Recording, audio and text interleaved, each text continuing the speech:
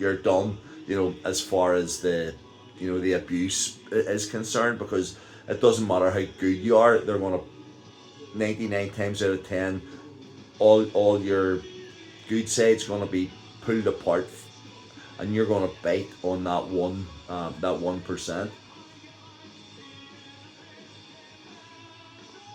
And it's very true, and it's actually quite kind of poignant, because it's sort of, I don't know whether this has got anything to do with with the cozy or not. It's just funny that it has been mentioned a few times.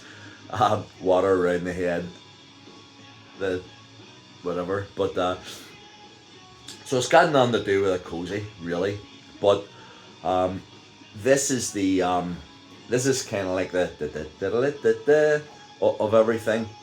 So when I was with Tanya today, my therapist, she said to me, if you're going to put these things up on TikTok and Facebook and Instagram, and I said, no, I'm not doing Instagram, it's just TikTok, and I'm only doing TikTok because my daughter had recommended it, and I don't know if I'm going to be able to stick it or not, because there's a lot of pressure on. And she said, yeah, but you're going to get attention. It's not always going to be good, and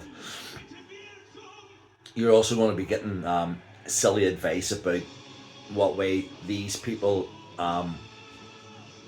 think that you should be approaching your life, when all they're trying to do is cause you harm.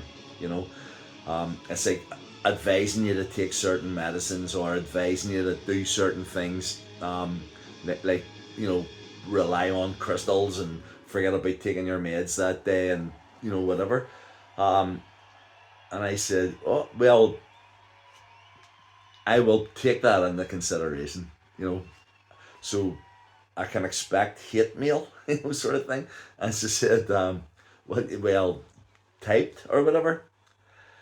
Well, I got home and there was a letter in my hallway, and the letter was addressed, and there's the letter. That's the back of the letter. Okay.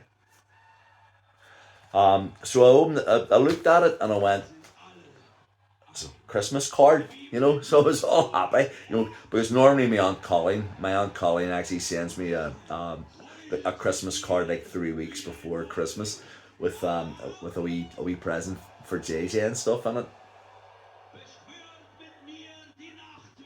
But she always seals it. This wasn't sealed, so I was able to be, just to put it open, sort of thing. And I took it out and I looked at it and I went, with deepest sympathy. I'm going, what the hell? Maybe this has got something to do with, because recently I've been talking about my brother and stuff, and maybe they're thinking, so I'm looking at it and I'm reading the front of it and going, nothing can change the special way someone touched your life, and all this. I'm going, that's really nice, So I opened it up anyway, and then there's a standard verse, and then there's this bit of writing on it.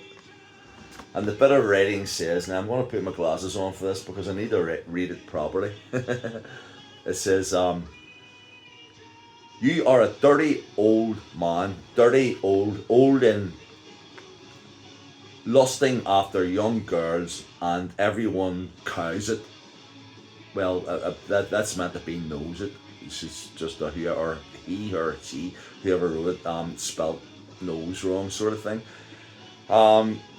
So I'm looking at it and sort of going, what in the name of God is this all about? Has this been sent to someone by mistake? But then the envelope says John Harbinson. So it was, whoever put the card into the envelope meant it to be delivered to me, even if it didn't say, hi John, you're a dirty old man lusting after young girls and everyone knows it, and I know that it's not exactly hate, sort of thing. It's probably some sort of intimidation thing, but I mean, at the end of the day, if So I knew that I had to do something about it because it was sent through the post. So I contacted Tanya and I said, "Hey Tanya, do you remember you said about maybe there'd be a wee bit of hate mail or something?" Well, just when I came home, there was like, the evidence of it right there on the floor of my hall. And she says, you have to bring that straight down to the police, and get that registered, because they're going to be able to take it and get DNA. And I said, it's not that bad, I mean, it's just saying you're a dirty old man who, who likes to lust after young girls, sort of thing. So I said the envelope wasn't licked. So whoever had done it had obviously done their research, sort of thing. Um, and I'm not sure. They probably wore gloves or whatever when they were putting the thing in. And she said to me, "Right, okay." She says, "The stamp," and I said, "Yeah." And she said, "Can you take a photograph of it?" So I took a photograph of the stamp, and I sent it to her, and she sent me a message back saying that can be traced to the actual post office that that it was, that the stamp was bought from, and it's highly likely that the sympathy card was bought in the same place and was roughly written in, the post office. So there's going to be someone from that post office who is going to have seen someone doing this, maybe even borrowed a pen, put the card in the envelope, didn't put it in the post box because they were writing the envelope in the post office, handed it quite possibly to the person on the counter and said, "Can I leave that with you?" And everything's there, the barcode and everything. So tomorrow, I'm not gonna find out who it was that sent it to me, but I am going to find out where it was sent from. Because another thing that she said was that, quite possibly, unless it was, a miracle at the post office, the card and the postage is just going to have been paid by, a debit card.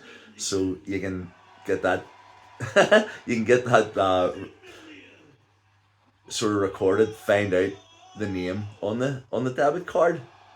You know. Now the thing about it is that I, in all honesty, don't mind, people being abusive towards me. And I'm not saying that